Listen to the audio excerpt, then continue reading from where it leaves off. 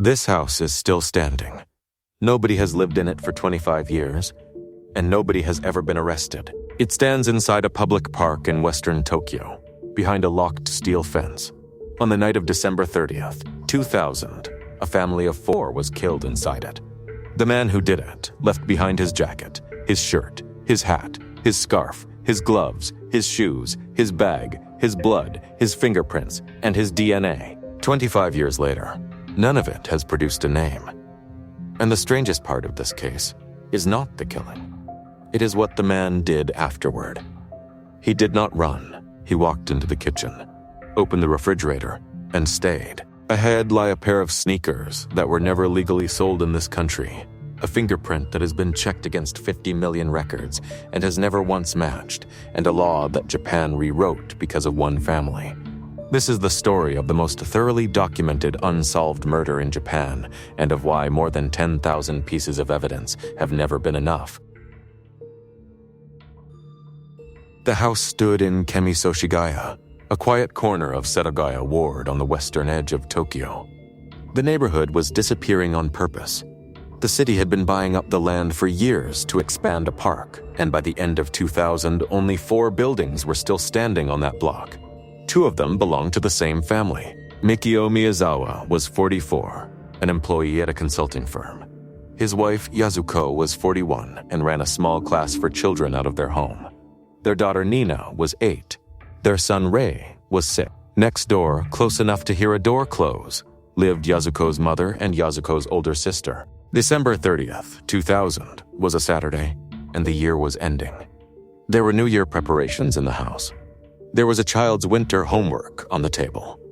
Niina had spent part of that afternoon with her cousin from next door. The family ate dinner together, sometime around 11 at night, according to accounts given later by the people on the other side of the wall. The sounds coming from the house changed, and then stopped. The way in was a window. On the north side of the house, on a half landing above the bathroom, there was an opening about 30 centimeters by 40, 3.3 meters above the ground. It was not locked. The man climbed to it. He was carrying a sashimi knife that he had brought with him. What happened next took minutes, and by the end of it, all 4 members of the family were dead. That is the whole of what this film will say about it. By 11:30, the house was quiet. Under any normal reading of what had just happened, the next thing should have been the sound of somebody leaving in a hurry. That is not what happened. For the next 11 hours, almost nothing about that house behaved the way a crime scene is supposed to behave. At about 10:40 on the morning of December 31st, Yasuko's mother came over from the house next door. Nobody had answered the telephone. Nobody had come out. The bell went unanswered, so she let herself in, and she found them. At 10:56, she called the police.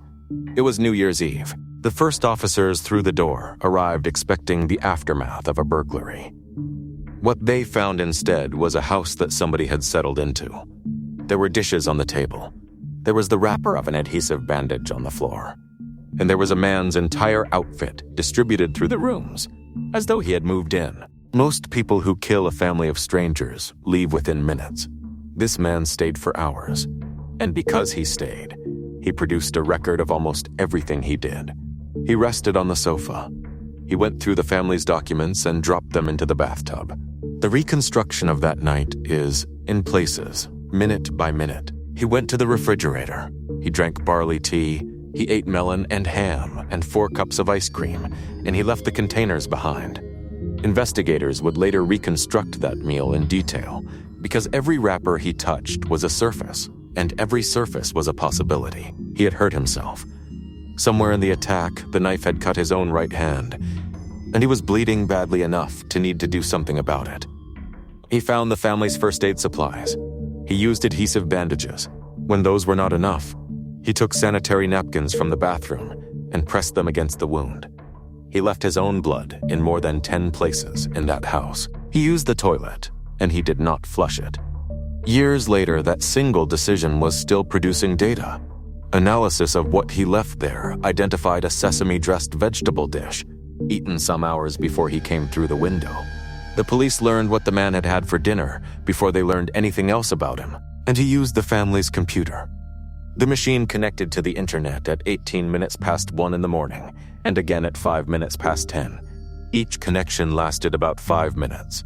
For more than a decade, investigators worked on the assumption that he had been in the house the whole time.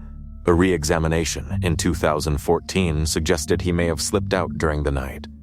Either version describes a man who was not in a hurry. "Put yourself in the house next door." Yasuko's mother slept a few meters away through that entire night, separated from the man by one wall and a strip of garden, and she woke into an ordinary winter morning.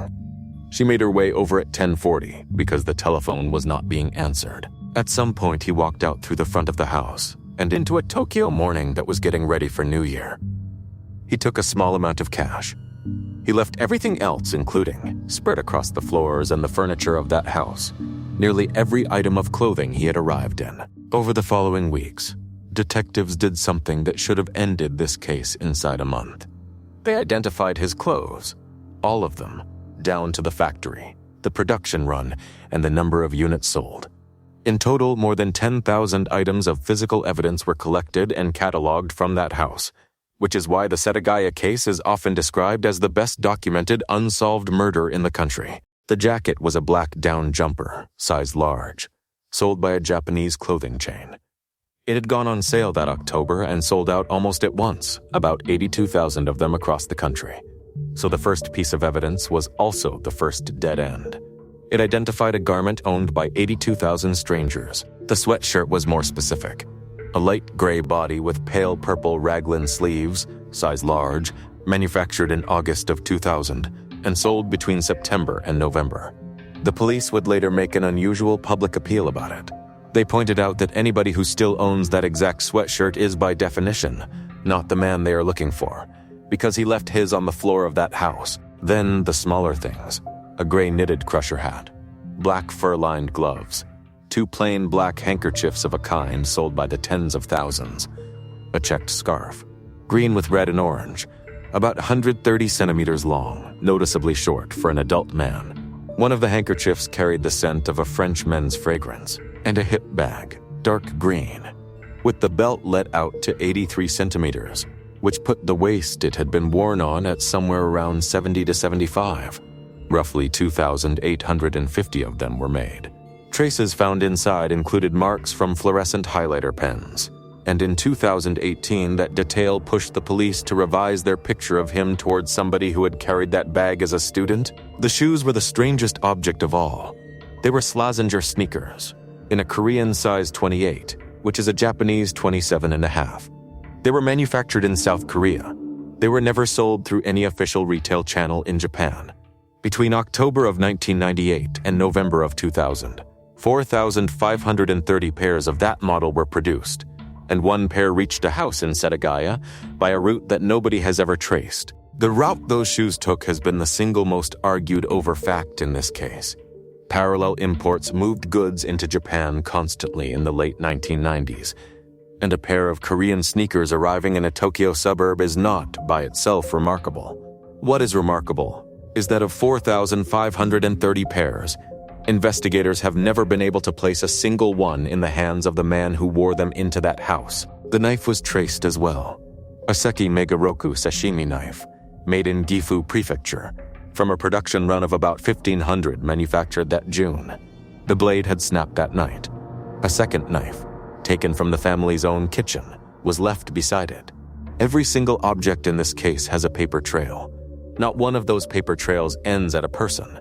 And then there was the man himself. Blood type A, a fingerprint clear enough to classify, with a whorl pattern and a distinctive pair of lines on the thumb. A complete DNA profile, taken from blood he had left in a family's living room. In forensic terms, this is everything a detective could ask for, which is what makes the next 25 years so difficult to explain. By the middle of the decade, the case had turned itself inside out. This was never a murder with too little evidence. It was a murder with too much of the wrong kind, an enormous body of forensic material, almost all of which describes a population rather than a man. Consider the sand. In the pocket of the black jacket, forensic geologists found grains matching the beaches of the Miura Peninsula, about 50 kilometers south of the house. With them were dried leaves from a zelkova and a willow, and traces of droppings from a caged bird. That is a portrait of somebody's ordinary week? The hip bag held a different world. The sand inside it was traced to the southwestern edge of the Mojave Desert in California, near a United States Air Force base. Mixed into it were tiny glass beads of a kind used in printing materials, particles of metal, and grains of monazite, roughly 140 million years old. The DNA said something equally wide. Analysis indicated that the man's maternal line, carried in his mitochondrial DNA, belonged to a lineage most common around the Adriatic and southern Europe, while his paternal Y chromosome line belonged to a group common across East Asia, reported carefully. That is a family tree with 2 continents in it. Reported carelessly, it became 25 years of speculation. And that is the shape of this entire case. Korean-made shoes, Californian sand, a Southern European maternal line. Each finding narrows the world from 8 billion people down to a few million, and a few million people is not a suspect. Forensic science can tell you what kind of person was in the room. It cannot tell you which one, which leaves exactly one kind of tool that identifies an individual instead of a category, not a laboratory. A list of names that somebody has already written down. The fingerprint from that house has been run over the years against something on the order of 50 million records. Every set of prints taken at every police station in the country, going back decades, has been available for the comparison. It has never matched. The DNA profile has been compared against more than 1 million entries. It has never matched either. And the reason is structural rather than technical. Japanese criminal databases are built out of people who have been arrested. If the man was never arrested in Japan, not before December of 2000, and not in the 25 years since, then the most complete forensic profile in the country is being checked over and over against a list he was never on. There is one version of the ending that requires no new technology at all. The fingerprint is still on file. If the man is ever arrested in Japan for anything, a fight, a theft, a traffic offense serious enough to be printed, the comparison takes minutes and a 25-year case closes on a Tuesday afternoon. For 25 years, that has not happened, which is its own quiet piece of information about how he has lived. The effort has been enormous. The Special Investigation Headquarters based at Seisho Police Station has logged close to 300,000 officer deployments. Roughly 14,700 pieces of information have come in from the public over 25 years. In 2024, the figure for the year was 184. The standing reward has been raised to 20 million yen, 3 million from the National Police Agency, and 17 million raised by a citizens group formed specifically to keep this case from going quiet. It is one of the largest rewards of its kind in Japan. It has been renewed year after year, and it has never been claimed. 3 explanations have circulated for a quarter of a century. The first points at the Korean-made shoes and the desert sand and argues for somebody who came from outside the country. The second points at the land buyout that was emptying that block and argues for a grudge. The third points at the small amount of cash taken and argues for a stranger with no connection at all. The police have never publicly endorsed any of the 3. Each has been tested. None has produced an arrest. Each has damaged real people, looked at closely, cleared, and left living where a rumor used to be. What has changed is the technology. In 2013, the police released a 3-dimensional printed model of the house so that the public could see the layout the man had moved through. In 2018, they published a 3-dimensional scan of the sneaker sole, together with the lengths of 2 of his hairs, one about 2.5 centimeters, the other about 1.5 millimeters. Investigators read that combination as the signature of a recent clipper cut, and in July of 2025, a laboratory applied methylation analysis to his DNA, a technique that estimates age from chemical markers which accumulate on the genome across a lifetime. For nearly 2 decades, the official description had been a man in his teens or 20s. The new result put him in his 30s at the time, which means the person who walked out of that house is, today, most likely in his 50s or 60s. Under the law in force in 2000, a murder charge in Japan expired after 15 years. For this case, that meant the state had until the last day of 2015. After that date, there would be no arrest, no trial, and no consequence, no matter what anybody found afterwards. That is not what happened, and the reason is the families. Relatives of people killed in unsolved cases, including this one, organized themselves and campaigned in public for years to have the deadline removed. In April of 2010, Japan abolished the statute of limitations for murder outright and applied the change to every case that had not yet expired. This case was one of them, so the clock stopped. There is no longer a date on which the man becomes untouchable. There is also no longer a date on which the people who are waiting are released from waiting, and both of those things were decided in the same sentence of the same law. A case that cannot expire is a case that cannot be put down. Every December, detectives still stand outside the nearest station, handing out leaflets. Inside the force, the case has become part of training. The Metropolitan Police issue a card the size of a business card, printed with the known characteristics of the man, to every one of their officers, and the internal video about the case has been revised 3 times. The officers who took the first statements have retired. Their successors were children when it happened. One argument is still unfinished. Overseas, investigators have identified suspects by running crime scene DNA against public genealogy databases, and by predicting physical appearance from genetic markers. In Japan, DNA is used as an identity marker and very little else, on privacy grounds. Victims' advocates, and at least one retired commander of the station that runs this case, have argued in public that the law should be changed. That argument has not been settled. The house is still there. By 2019, the police had finished preserving and recording everything the building itself could tell them. And the city, which owns the land all around it, opened discussions with the family about pulling it down. The family could not agree to it. Taking down the house while the case was still open felt too much like letting the case end. So it stands in the middle of a public park, wrapped in an orange fence and a white one, with cameras on the corners and the garden growing over itself. It has been broken into more than once by people treating it as a dare, teenagers with spray paint in 2023, a smashed window in December of 2025, and further arrests in the spring of 2026. The neighborhood around it went on without it. The park expanded, year by year, the way the plans had always said it would. The last of the other houses came down one at a time, until the only building left standing on that block was the one that nobody could bring themselves to remove. The trees are much taller now than they were in 2000. Yasuko's older sister lived in the house next door. In one night, she lost her sister, her brother-in-law, her niece, and her nephew, in a house she could see from her own window. She writes now under a pen name, Anne Irie, and every December, she holds a gathering that she calls Mishka's Forest, named after a small bear from a picture book the children had loved. It is not only a memorial. It is a room where people who have lost somebody are allowed to say so out loud. She has spent 25 years making the same argument, quietly and in public, that grief is not something a person finishes. It changes shape, and it goes on being carried.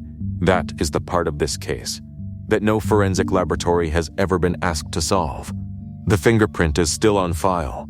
Somewhere, a man in his 50s or 60s has spent 25 years reading about himself, and the house is still standing.